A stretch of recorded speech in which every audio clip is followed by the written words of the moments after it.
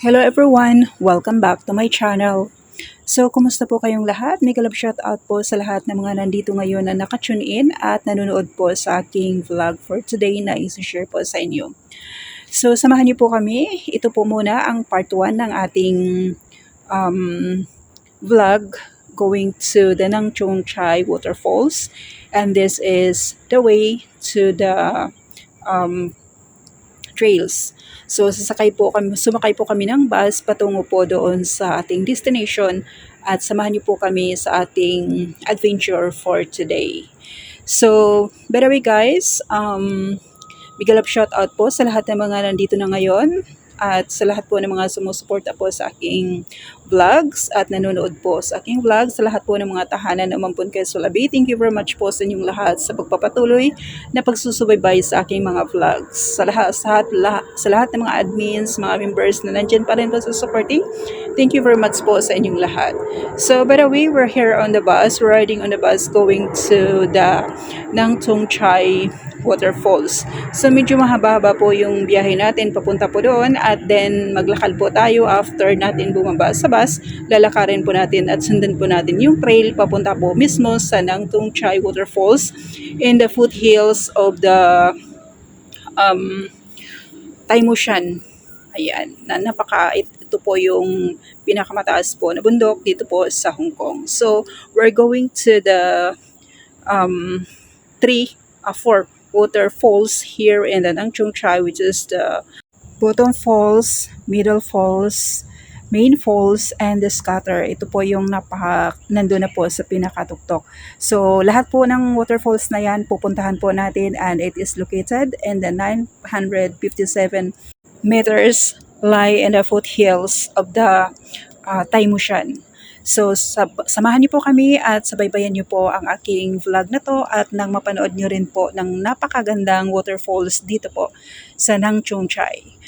So again, this is the part 1 of our vlog featuring the Ng Chu Chai waterfalls, the bottom, middle, main, and the scatter falls. So sit back, relax, and hope you enjoy my vlog for today.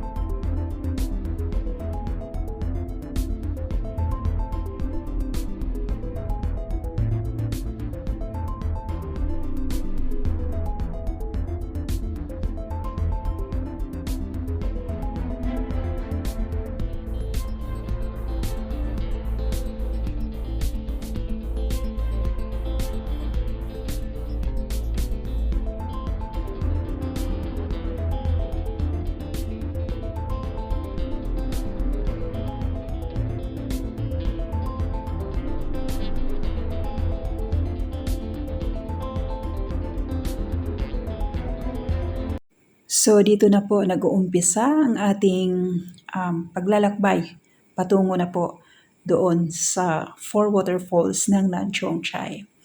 So this is not related as a waterfalls. This is just a man-made.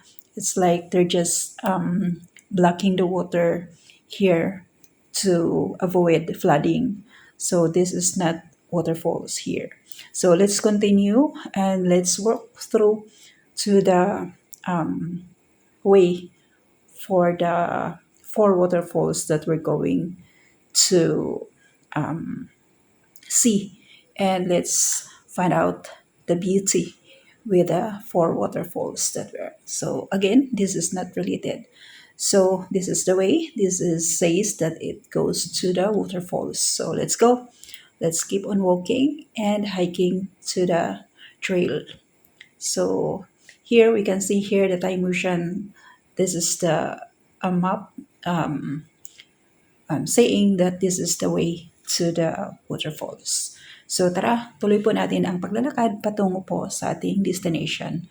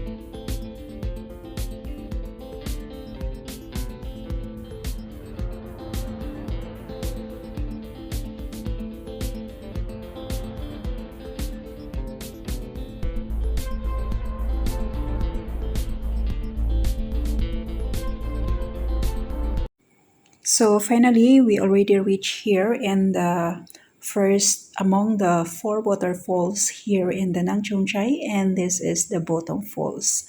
So pababa po to siya, and then there's another one more at the top, which is I did not go up because medyo madulas po siya sa taas. So I'm afraid na hindi ko kayanin yung pag-akyat doon. So sa baba lang po ako nagstay at nag-video.